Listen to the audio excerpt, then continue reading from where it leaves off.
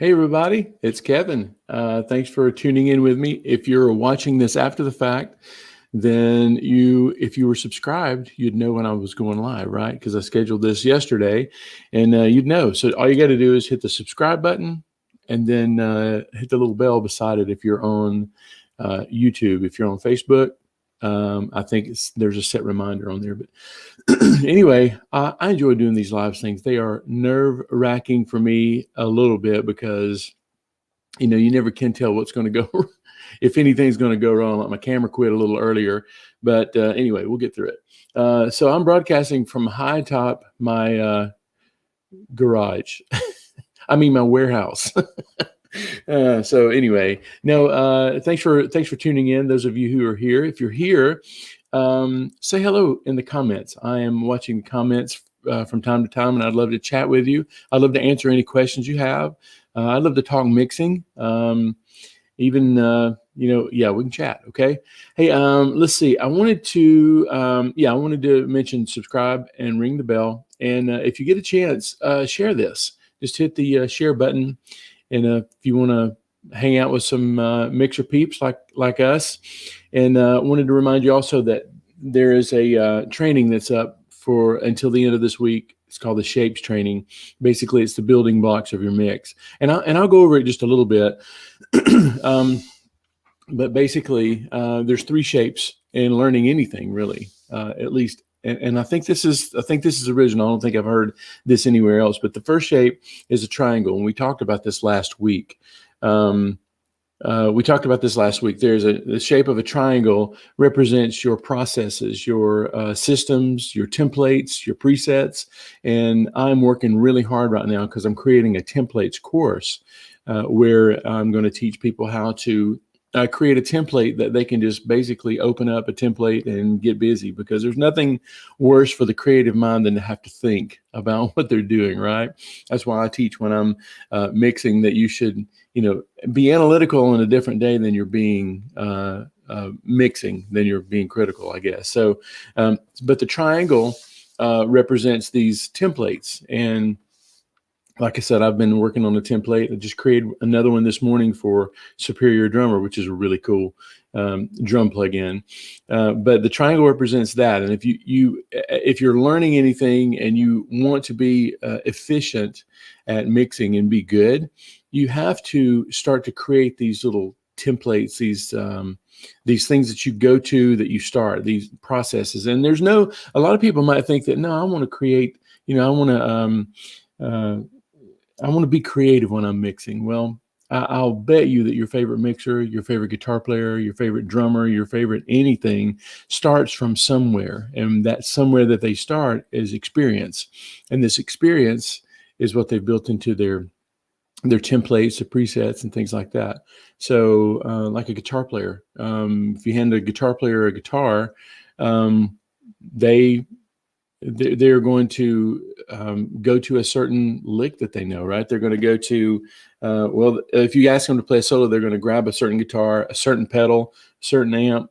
A drummer is going to prefer a certain set or set them up a certain way. It's going to put the cymbals in the same place every time. So that's kind of the process that I'm talking about. The second one, which these two basically, if you go to Shapes training, I went into detail on this, and they're quick videos, they're edited, and they won't take up a ton of time. But basically, the video 2 is about your limitations and your challenges.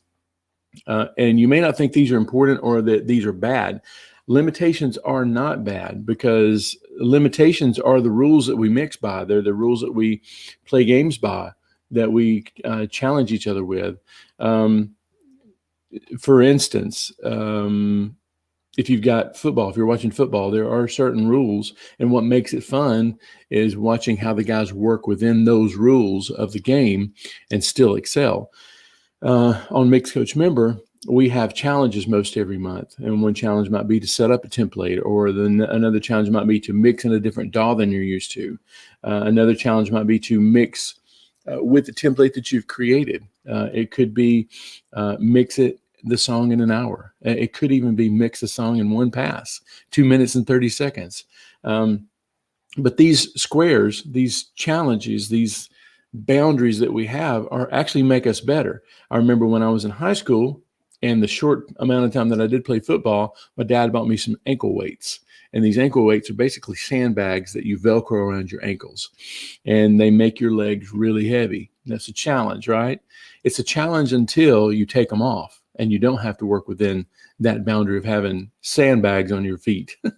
And you can run faster. You literally can run faster. And these challenges, these limitations that you either create or someone creates for you, budget, talent level, these challenges make you better, especially when you don't have to deal with the challenges, right? And then finally, the last shape is a circle. To me, this is one of the most important things, and that is the community that you're surrounded by. The fact that you're subscribed, hopefully, to this channel, the fact that you download tutorials and you watch videos on how to do this, the fact that you're trying to improve your craft, the fact that you ask someone to listen to your mix or check out this song or co-write with you. These are your community. This is your peers. This is what makes you better.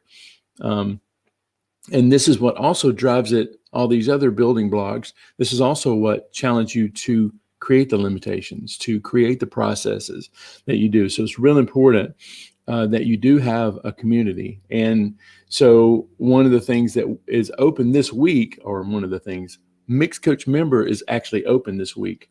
I only open it 2 or 3 times a year, maybe 4 times a year.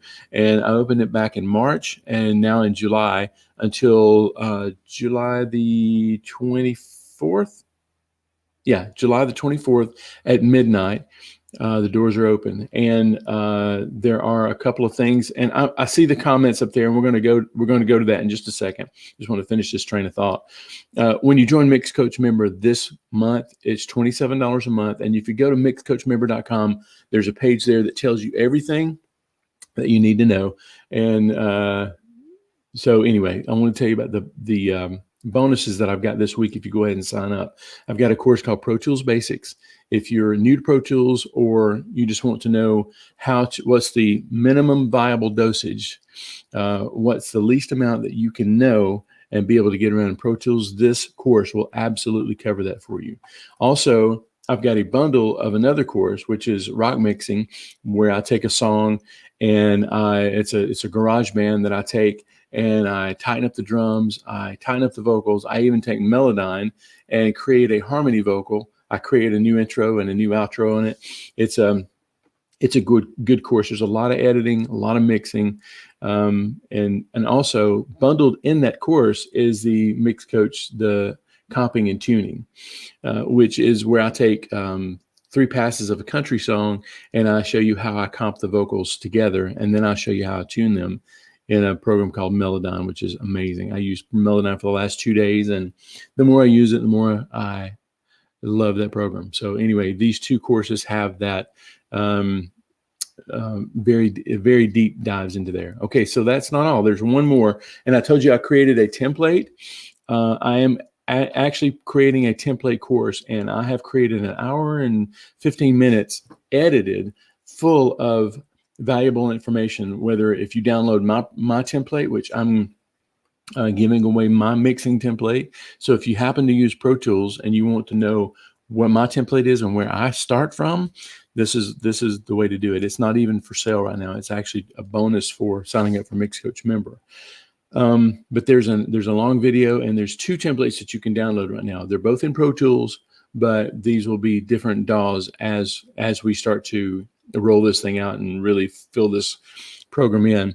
And so there's a template that has all of my favorite plugins in it, including Slate Trigger. And when you open it up, it automatically, if you import the tracks to the right tracks, it will automatically trigger the kick and snare for you with all of the sounds that I have. And there's also a second one that's all stock and free plugins. So you don't have to have a bunch of fancy plugins. It's all Pro Tools plugins. And like I said, I'm going to do both of those for several DAWs. And if you don't mind, whether or not you're interested in Mixcoach member, let me know in the comments what your DAW is, what your go-to DAW is, what's in your triangle for as far as DAWs go. So just a little bit more about Mixcoach member. There's new content monthly, and there's over 33 courses in there now. There's actually way more than that now, and there's more being added every month. These are courses that include downloadable files in Pro Tools, in Harrison Mixbus, and audio files, so you can download it into any DAW you have. And there's tutorials, and in most cases, there's mix feedback where members have submitted mixes, and then you get to listen to the mixes, the feedback of the mixes. Okay, that's really valuable. I think to me, that's that community aspect of it, without having to be in a community. And then one last thing, tomorrow at this time tomorrow, we're going to be having our monthly Q&A call, which is where several of the mixers, whoever has the time, we all come in. And these are something I look forward to all month, because I learn as much as anybody else does, because there are great mixers in this membership already, and you can definitely benefit from it. So it's open until Saturday, July the 4th, which is this coming Saturday. I'll be leaving for vacation on that day. Woo! And then, so it's open until midnight. And so jump in. It's mixcoachmember.com. There's all kinds of information. Okay, the commercial is done. If you guys want to take a look or anything like that inside Mixcoach Member, just let me know in the comments. I'm going to the comments right now. Hey, David Roberts, good to see you, man. Where are you? Calling in from? I'm thinking this is a real radio show. Where are you signing in from? And here I am live. Thanks for coming, Michael. Dr. McFarland, hey, Kev. He says he plays the same 5 licks over and over. You'd probably be surprised at how many professional guitar players that do that. So you're not alone. Let's see. Sass says, love your SSL channel compressor trick. Thank you. That's built into my template. You know it. And also, I figured out a way to kind of do that with, it doesn't, SSL is a great sounding compressor, but that trick works in other compressors too, where you compress at a low ratio but a high threshold, so everything gets compressed a little bit. That's kind of the trick to do, and that's set up in the other template. Reaper, Michael, I might need to get you to help me set up that template for Reaper. Yeah, that's a Les Paul. Let me grab it. Hang on.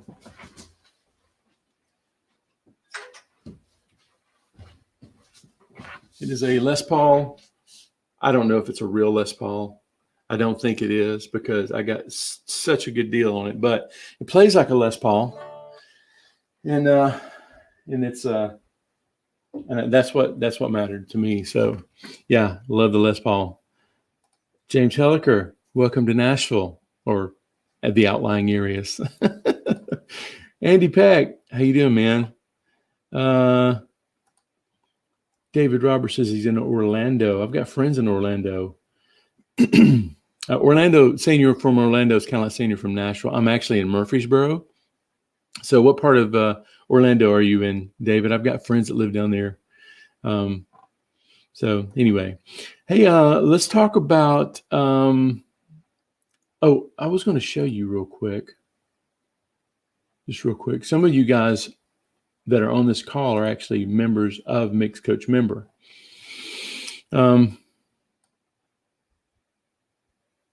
Okay, let's see. Let's show how you're using your mix or master bus compressor, please. Okay, let's talk about that.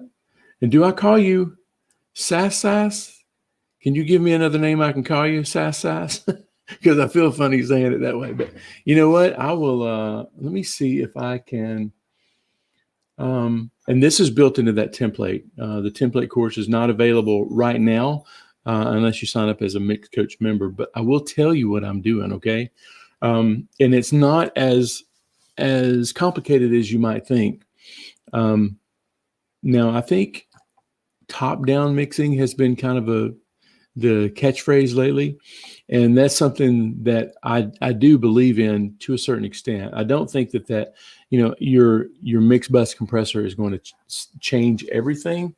But I do think that if you mix into it, you'll make better decisions, and you won't be surprised at the end here. Let me see if I can let me see if I can share my screen here, and then I will show you. All right, can you guys see that? This is my Superior drummer. I had Superior drummer, and I've had it since 2006. I don't know. It's been a long time. That's a great plugin. But anyway, this is what I was working on this morning. So I'm just going to build on this, and I'll tell you what I did. I'm going to so what I do is I mix through top bottom mix. Top bottom mixing. Really, I don't know exactly, but it sounds like that's something I would do too. So I'm going to tell you kind of how I approach it.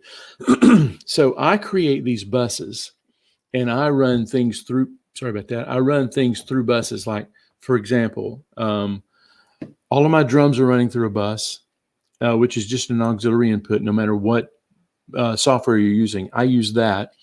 And then I'll take my drums, my guitars, my keyboards, and I'll run them all through a band bus. And that band bus is kind of like, you think of it, if we're talking triangles, right? And we're talking about bottom up, then all of my tracks are here. And then all the subgroups are here. And then there's one master subgroup of the band. And there's several reasons that I do it that way. One is that I'm able to master my band, right? I don't have to worry about if you run everything through one master channel, then your compressor that runs through there is affected by everything. And it's not to say that you shouldn't do this. I just learned this the hard way. For example, if you've got a lot of compression on there and your vocals are really loud, then your vocals are going to affect how your band sounds, right? So when you stem your mixes out, which is something pretty common for me to do, is to do a band mix, a TV mix, which is the band plus background vocals, an instrumental, which is just band, a split, which is band on one side, band and vocals on one side, click on the other. Once you do all of that, you want to be able to print those quickly. So I created this stem system that allows me to tap off of any stem, and their major stems like drums, like I said, keys, guitars, and then they all go to a band bus. And that band bus is what gets Slate FGX. For me, Slate FGX is really good. I love Ozone also, but that's what I use most of the time. So sometimes, speaking of top-down mixing, now let's go to the top of the triangle here. On the guitar, on the keyboard bus, sometimes I will EQ those or even compress those separately also. And so anyway, all that's included in the band bus. Now, talking about vocals, I have, background vocals, stacked vocals, which is basically a double track of that vocal. And then I have those going to a vocal bus, and those are compressed the same way the band is. As a matter of fact, what I'll do a lot of times is I'll set a compressor setting, and then I'll copy it to those two places, the band bus and the vocal bus. And that keeps both of those being masters. And I'm not really surprised by anything that happens on the mix at that point. So let me see. I got this open. I was not in Pro Tools when I went to create these tracks. So I don't know if you can see that, right? So I'm going to create 6 stereo auxiliary inputs, and I'm going to call them buses. I don't know why. Okay, so for example, these drums right here that I have, kick, snare, hats, toms, overhead rooms, I'm going to assign those by going to the output. I'm going to hold Shift and Option. I'm going to go to the output. I'm going to go to bus, and I'm just going to do bus 1 and 2, right? So those are all going out bus 1 and 2. Now, I right-click that and rename it. I'm going to call this drums. Now, it's really easy to see that when I go here to this drum bus, I'm going to name this drum bus drums. And then I'm going to go to the top here, go to bus, and you can see right there that it's named already. I think it's really important that you name your buses. And if you're doing this in real time, if you're doing it in real time, then definitely do it. But you can save all this in a template, just saying. Okay, and then a lot of times what I'll do is I'll hold command and solo so that when I solo this, it doesn't solo the band bus. Otherwise, or the drum bus. Otherwise, it will turn off that channel and you won't hear the drums at all. You'll solo the rooms and you won't hear anything. So you solo safe, that's what it's called. So and then let's create another bus called guitars, another bus called keys, and then we'll do another bus called band. And usually the master buses, I'll do a all caps sort of thing, just so that they're easier to find. And sometimes I'll even put like a hyphen or something in there, just so that I can easily identify when I pull them up, what it's doing. So let's do bus 3 and 4 would be guitars, bus 5 and 6 will be keys, and let's do bus 7 and 8 will be band. So I'm gonna rename this in all caps band. Well, you can't see that because it's on another screen, but trust me, it's called band. Okay, so then all of the drums, guitars, and keys are now, I'm going to assign those, and I'm holding shift and option at the same time, and I'm going to go bus and hit band.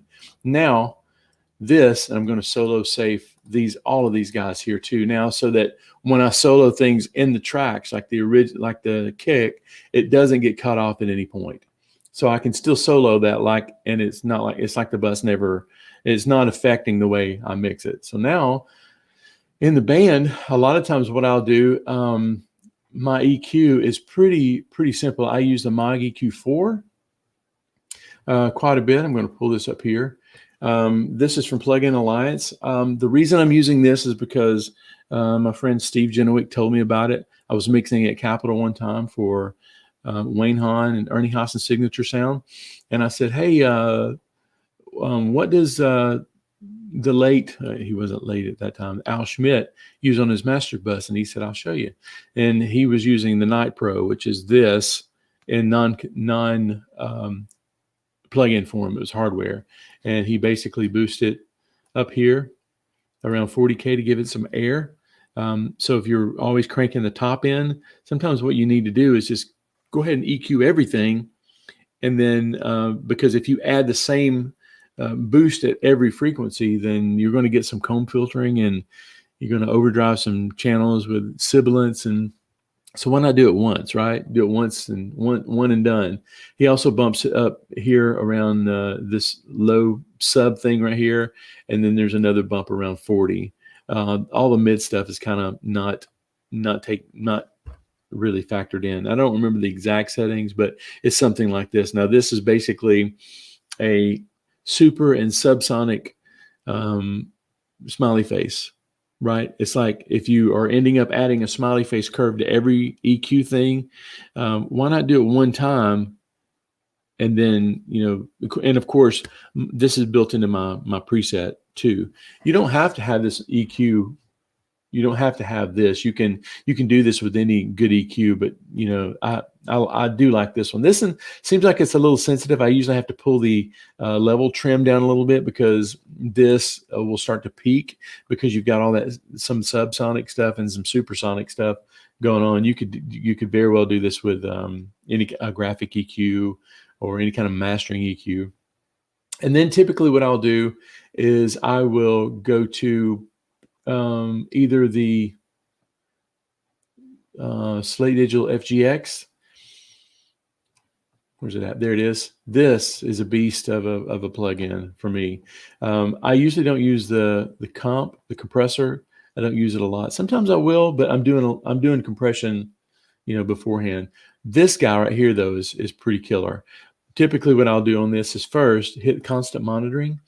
And then I'll just turn, they won't give you this gratification of like, oh, they tend to do that.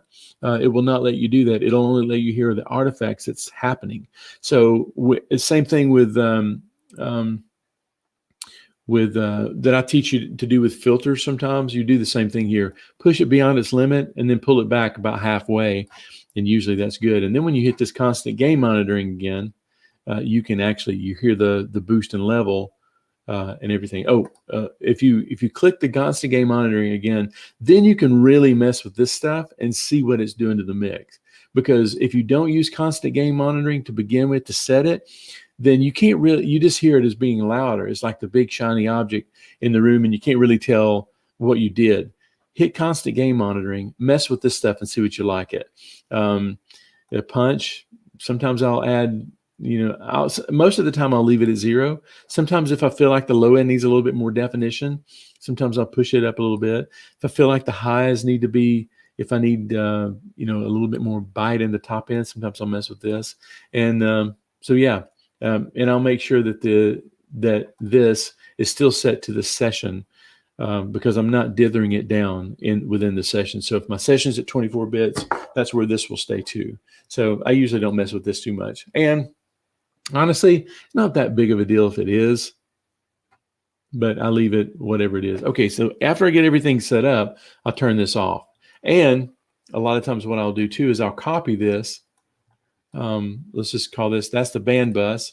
I'm going to rename this vocals. I didn't capitalize it. I'm going to capitalize it just so that I'm consistent here. Okay, so there's my vocals. A lot of times what I'll do then in my mastering chain is a lot of times I'll just copy this stuff over, and that way these are going to my output. Now the band bus and the vocal bus are now going to my master output. Let me put a master fader here. So here's my master fader, and although these are not in my the template, so I have everything named a certain way, but I actually use a master, and a lot of times what I'll do here is I'll send all this to the master bus, and this is what gets printed. But keep in mind that everything, this is the only channel. So all of these plugins happen before the fader, right? All of these plugins happen after the fader. So keep that in mind. That's another reason that I do it this way, and I do pre-mastering sort of in the bus realm, is because if you've got let's just say you did have, let's say you did have a Slate Digital right there, and you started pulling this down, the Slate Digital is going to change because it's not getting, right now, if you bring it all the way down to 0, it's not getting any signal.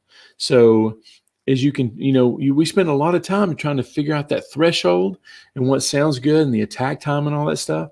And if you put it right on a master fader, then as soon as you start to do a fade, or you move that bus master or that master fader down a little bit, then you're changing the threshold. Basically, you're not giving this limiter the threshold. So now, usually the only thing I'll put on this channel here is a brick wall limiter, and I love either the L1 Ultra Maximizer or the L2007, which is another plugin. This is less than $100, and I say I leave it just like this, the way it comes out.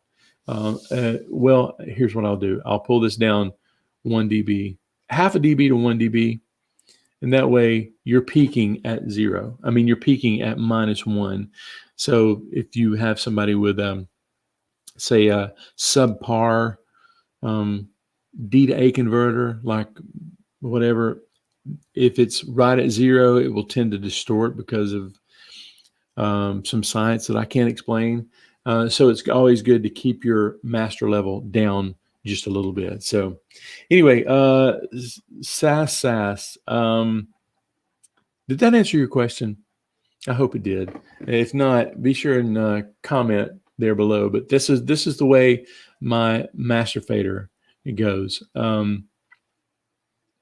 There's also some cool stuff that you can do with the and I'm really high on the FGX stuff. I like it because it's really simple and it really sounds good. But there's a plugin here, the what's it called? well, isotope, the isotope, not neutron. Oh, well, it's not installed right now, but the isotope, what's the mastering thing called? Sorry, I should know this because I have it. It's just not installed. I'm kind of transitioning things from one computer to the other. My laptop, I'm experimenting with doing everything on my laptop, including this broadcast, just to see how it goes and to be more portable and be able to, move around a little bit more. So anyway, let's see. Kevin Boone, you're in Gallatin. Man, that's good. That's good to know. We should go grab coffee. Maybe me and you and Dr. McFarland here, everybody that's around the area. So anyway, hey, so do you guys have any more questions? I would love to dive in deep with you guys if you want to. And if not, we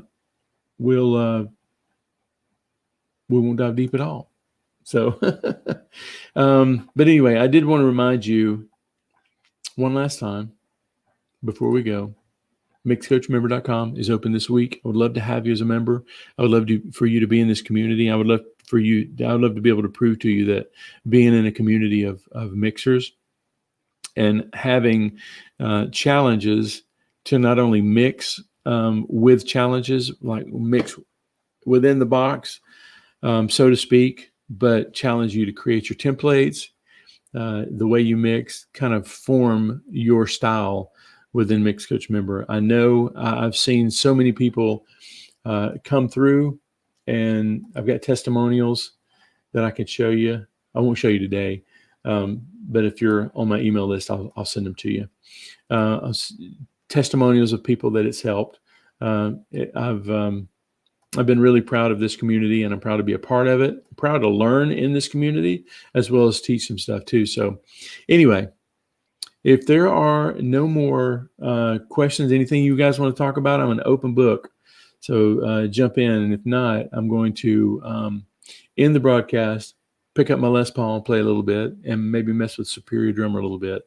Because I messed up my template now. No, I saved it. I saved my template. Oh, you guys want to know how to save a template? Let's just say real quick. This is the last thing I'll show you. Let me see if I can share the screen again. There it is. So if I wanted to just let's just say I had all of this stuff already set up, then all you have to do is highlight the stuff, go to the Pro Tools menu, which you cannot see right now, and I regret that.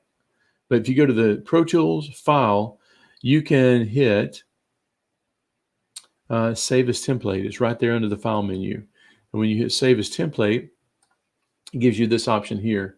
And I can say Master Bus template. So now that that's saved, now when you create a brand new Pro Tools session, or let's just say you're finished mixing a song and you've got everything kind of set up the way you like it, all you need is your routing and your busing and all your mastering stuff. Then you can just import just that much of this, and it'll import all the names of your buses that you just named, all your routing, all the plugins that went on that channel. So I would highly recommend building a template. I mean, don't forsake that. Sometimes you may mix and the mixes are few enough and far enough between that you don't feel like it's worth doing this. It definitely is worth doing this. Definitely mix with a template. Okay. Hey guys, it's been a pleasure to hang out with you guys, and thank you guys for coming. Thanks for the thumbs up. I see those. If you can like or share or give a thumbs up, I would really, really appreciate it. I look forward to doing this. I'm going to be doing some more live things, just because I love this. I love the questions that we get. And okay, so I'm going to let you guys go for now. Okay, so hi from atop my garage. I'll sign off from here. Okay, talk to you guys soon.